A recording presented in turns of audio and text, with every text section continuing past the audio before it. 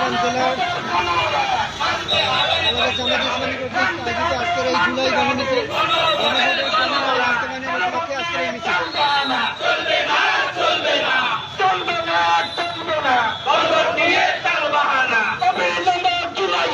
বাস্তবায়ন করতে হবে, জুলাই ষোলো বাস্তবায়ন করতে হবে। সনদ নিয়ে চলবে না, চলবে না, চলবে না। সনদ নিয়ে চলবে না, চলবে না, চলবে না। আবু সাইদ মুক্ত, শেষ হয়নি যুদ্ধ। আবু সাইদ